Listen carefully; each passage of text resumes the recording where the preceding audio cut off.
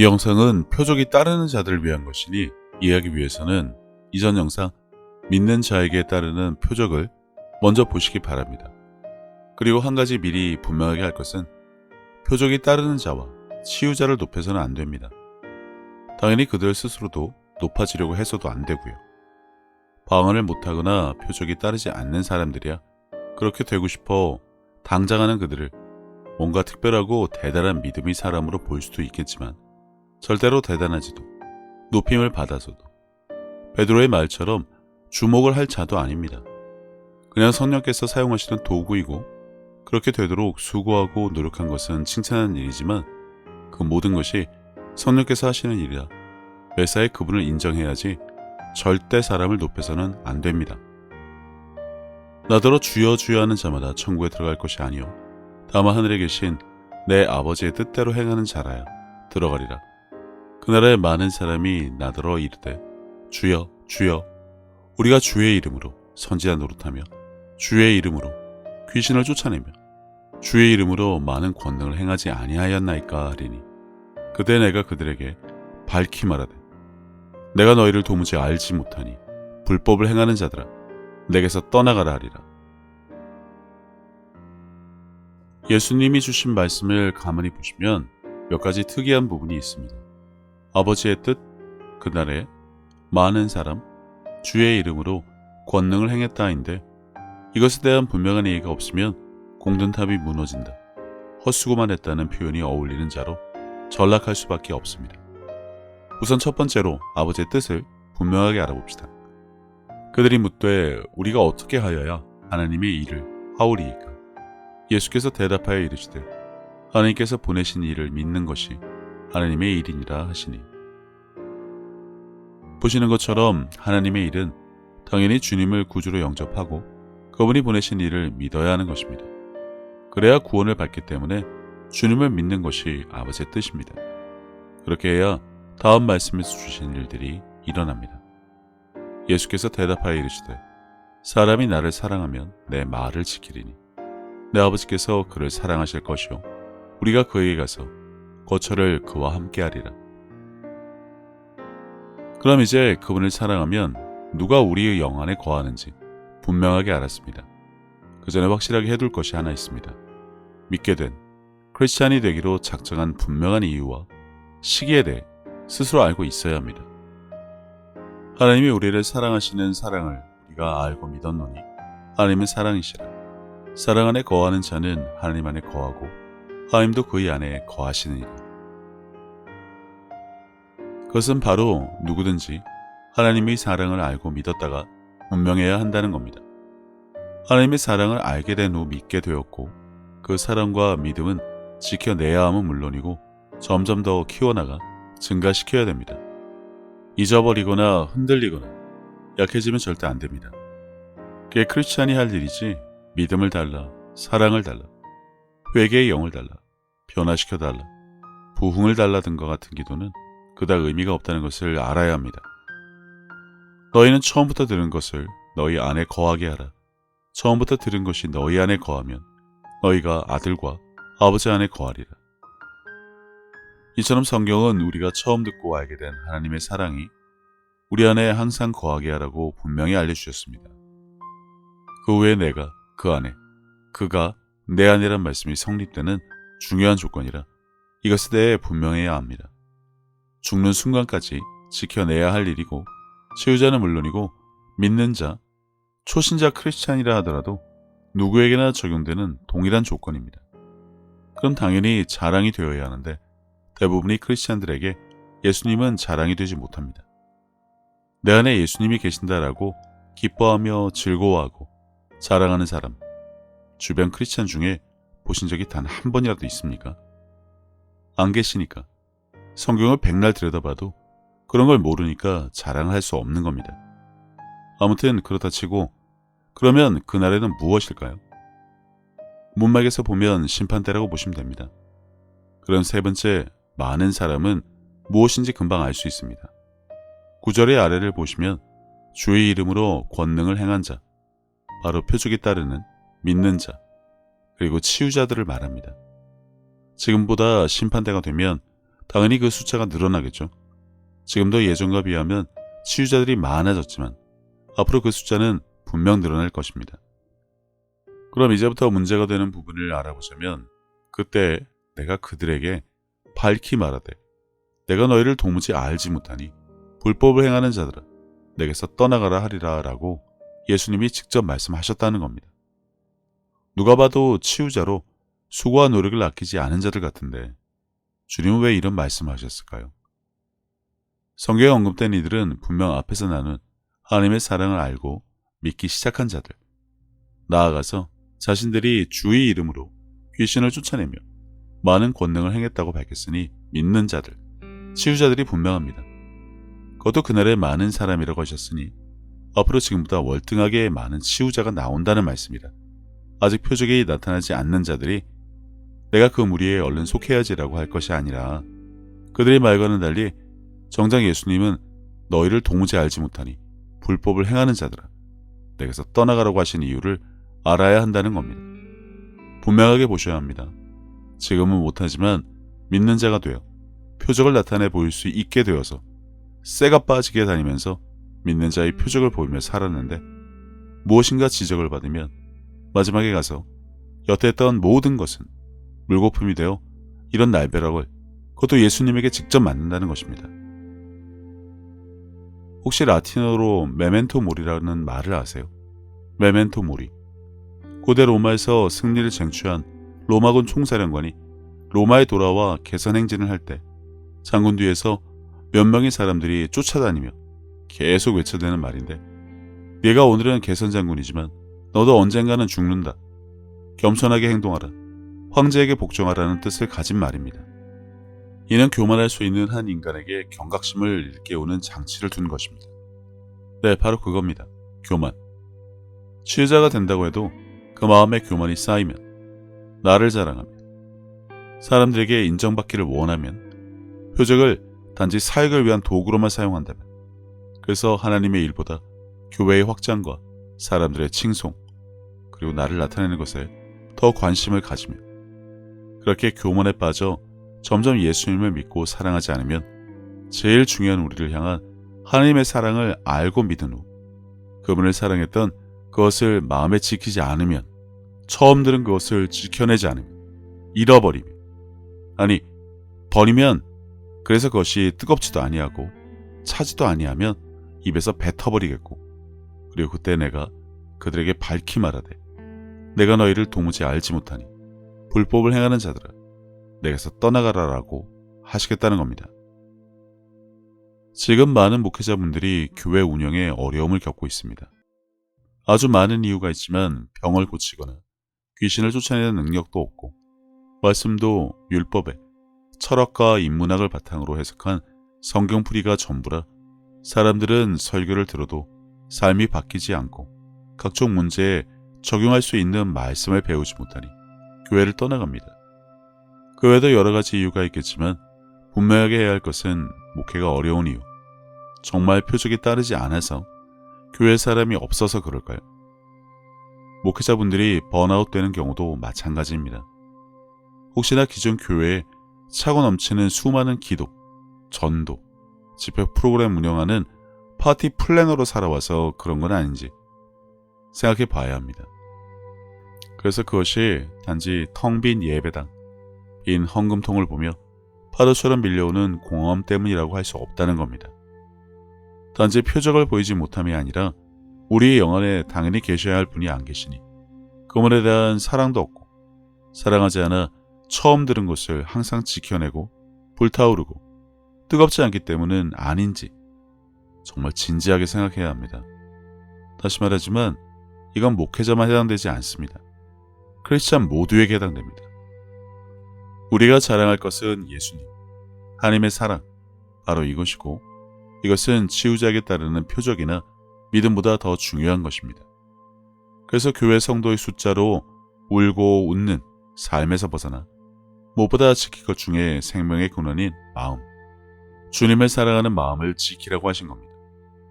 날이 갈수록 인간의 사랑은 시들해지지만 주님을 향한 우리의 사랑도 그렇게 방치한다면 포도나무에서 떨어진 가지처럼 메말라 갈 수밖에 없습니다. 설사 표적이 나타나 사람들에게 칭송을 받고 자랑이 되어 교만하게 된다면 그게 아무리 신나는 일이었다 하더라도 결국 아무 소용이 없다는 겁니다. 70인에게 귀신이 떠난 것 말고 무엇을 기뻐하라고 하셨는지 생각하면 됩니다. 내가 내 행위와 수고와 내 인내를 알고 또 악한 자들을 용납하지 아니한 것과 자칭 사도로 하되 아닌 자들을 시험하여 그의 거짓된 것을 내가 드러낸 것과 또 내가 참고 내 이름을 위하여 견디고 게으르지 아니한 것을 아노라. 그러나 너를 책망할 것이 있나니 너희 처음 사랑을 버렸느니라. 다시 말하지만 그분에 대한 사랑이 희미해진 자들, 그래서 결국 나를 높이게 된 그런 자들이 그래, 이제 보니 내가 세상에서 두루 다니며 표적도 잘 나타내고 수고함에 애를 쓴 것은 내가 잘 알겠다만 근데 너 문제가 좀 있네 라는 주님의 음성을 들으면 그냥 끝장난다는 겁니다. 예수님이 도무지 알지 못한다고 하신 그들에게 설사 다양한 기사와 표적은 따를 수 있었겠지만 정작 그들의 중심에는 그분의 말씀과 믿음과 사랑이 없었습니다. 아니, 원래는 있었지만 교만과 자랑 때문에 그 중요한 것들은 사라지고 세상 자랑의 노예로 이 세상 풍조를 따르다가 결국 공중의 권세를 잡은 자를 따르는 자로 전락했을 수도 있습니다. 이것이 치유자들이 가장 경계를 해야 하는 부분입니다. 실컷 일하고는 나중에 마음의 중심을 보시는 분에게 그분에 대한 사랑은 없고 온통 냄새나는 것뿐이면 당장에 도무지 알지 못하겠으니 떠나라는 말을 듣게 될 수도 있으니 이런 일이 결코 없도록 늘 마음을 점검해야 한다는 것입니다. 외국에서도 수많은 치유자들이 계신데 아주 유명하시던 분이 결국엔 자기 왕국을 세워 자신을 높이다가 결국 이 꼴이 났습니다. 대부분 나는 안 그래, 안 그럴 거야 라고 누구나 그렇게 생각할 수 있습니다. 지금 당장은 안 돼서 아쉬우니까. 하지만 그날이 되면 알게 됩니다. 나는 마음이 온유하고 겸손하니 나의 멍에를 메고 내게 배우라. 그리하면 너희 마음이 쉼을 얻으리니. 치유자가 표적을 나타내기 전에 배워야 할 것은 성령의 가르침이고 가져야 할 것은 바로 예수님의 겸손하고 온유한 마음입니다. 그럼 어떻게 하면 사람이 겸손할 수 있을까요? 우선 교만은 우리가 무엇이든 가지려 하고 쌓으려고 하면 자랑하게 되고 그 자랑은 교만으로 바뀌기 쉽습니다. 그래서 인간적인 방법이긴 하지만 쌓으려는 대신 메꾸려고 한다면 사람은 겸손해질 수밖에 없습니다. 처음에 언급했지만 그동안 우리가 올바른 복음을 전하고 기사와 표적이 시도 때도 없이 나타나게 했어야 함에도 불구하고 그러지 못해 돕지 못한 사람들, 살리지 못한 사람들, 섬기지 못한 사람들, 표적을 나타내 보임으로 그들이 하나님을 믿게끔 하지 못한 사람들로 인해 생긴 커다란 구덩이를 생각하며 하나님께 빚진 것을 이제라도 메꾸어가는 삶을 산다면 그것이 밑빠진 독이라 아무리 붓고 채워도 메꾸어지지 않는 구덩이라 생각을 한다면 자랑할 것이 없기 때문에 겸손해질 수밖에 없습니다. 하나님의 은혜, 부모님의 은혜도 마찬가지입니다. 그걸 메꾸고 갚을 방법이 사람에겐 있을 수 없습니다. 그래서 우리에겐 괜찮다고 나는 되었으니 나한테 갚으려 하지 말고 대신 내 이웃을 사랑하는 것으로 그것을 대신 갚으러 가신 것일지도 모릅니다. 그래 내가 그저 너무나 당연하고 마땅한 일을 한다는 생각을 붙잡고 있으면 교만 때문에 처음 사랑을 버려 예수님이 도무지 알지 못하겠으니 내게서 떠나가라는 말은 최소한 듣지 않게 될 것이라 믿습니다. 그럼 이제 이 부분을 확증할 수 있는 다른 말씀을 좀 더 보겠습니다. 너는 내가 아버지 안에 있고 또 아버지께서 내 안에 계시는 것을 믿지 아니하느냐? 내가 너에게 하는 말들은 내 스스로 하는 것이 아니라 내 안에 거하시는 아버지께서 그 일들을 하시는 것이라. 내가 아버지 안에 있고 또 아버지께서 내 안에 계시는 것을 믿으라. 그리하지 못하겠거든 행한 그 일들을 보고 나를 믿으라. 이 말씀을 보면 기사와 표적은 두 번째입니다. 그 행한 기사와 표적들을 보고라도 믿으라고 하신 이유는 내가 아버지 안에 있고 또 아버지께서 내 안에 계시는 것을 믿으라. 그리하지 못하겠거든일 경우에 그렇게 해서라도 도마처럼 사람들이 그렇게 좋아하는 오감 중의 하나인 보고 나서라도 믿으라고 하신 것이라 이 동일시, 동시거주, 동기화로도 표현되는 일이 우리에게 최우선으로 있어야 한다는 것을 분명하게 아시기 바랍니다. 아버지를 보여달라는 말에 예수님이 무엇이라 대답을 주셨는지 기억하신다면 더 분명한 이해를 가질 수 있습니다. 보여진다는 겁니다. 아니, 보여주었으니 볼 수 있어야 한다는 말과도 같습니다. 이 말은 모든 분들의 사역에 표적이 나타나므로 사람들이 보고 믿게 하는 것은 두 번째고, 첫 번째로 복음을 전하는 자가, 치유자가 내가 아버지 안에 있고 또 아버지께서 내 안에 계시는 것을 누구라도 보고 알 수 있게 해서 믿게 하는 것이 먼저라는 것입니다. 오직 표적으로 그것을 증명하는 것이 아니라 그것 없이도 누구에게나 보여지게 할 수 있어야 한다는 겁니다. 하나님이 지금도 살아계심을, 그분의 사랑이 나를 통해 흘러넘치는 그것을 보고 당신이 믿는 하나님, 나도 믿어보고 싶다고 사람들이 말할 수 있도록 말입니다. 예수님이 말씀하신 그리하지 못하겠건을 통해 무엇이 우선이고 중요한지를 알아야 합니다. 마무리하겠습니다. 사람은 세 가지 경우를 통해 하나님을 볼 수 있습니다. 성경 안에서, 내 안에서, 그리고 다른 사람의 안에서입니다. 그렇게 하는 두 가지 방법은 표적을 나타내는 것과 믿는 사람을 본다면 그 사람이 아니라 그 안에 계신 하나님이 보여야 한다는 것입니다. 보여져야 하고 나타내져야 한다는 겁니다.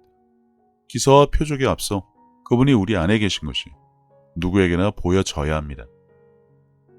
그리스도에게 속한 자로 제자의 이름으로 남에게 물 한 그릇이라도 주면 결단코 상을 잃지 않을 것이며, 즉 이 작은 자에게 한 것이 곧 하나님에게 한 것이란 것을 기억하며 그분을 내 목숨을 다하고 뜻을 다하고 힘을 다하여 사랑하고 내 이웃을 자신같이 사랑하는 것으로 살아낸다면 표적은 물론이고 재정, 관계, 막힌 것이 뚫리고 묶인 것이 풀어지는 정말 놀라운 일들이 삶에서, 사역 현장에서 차고 넘칠 것이라 믿습니다. 아니, 이미 일어났습니다. 그리고 결코 처음 들은 하나님의 사랑, 주님에 대한 사랑과 겸손의 마음에서 절대 한 걸음도 물러나는 일이 없도록 마음을 지켜내시기를 바랍니다. 설사 여태까지 아무것도 한 것이 없더라도 이제부터 표적이 나타날 것이라며 단지 소망하고 기대하지 마시고, 내가 여태 업은 아기 3년을 찾았을 뿐 누구를 만나더라도 이미 다 일어나는 것 그냥 보여준다는 식으로 믿으시기 바랍니다. 불치병, 희귀병 다 필요 없습니다. 기도하고 구한 것은 얻은 줄로 믿으라고 하셨으니 앞으로 어떠한 경우의 치유도 이미 되는 것으로 알고 담대하게 손을 얹어 표적을 나타내며 그것을 입증하며 살아내시기 바랍니다.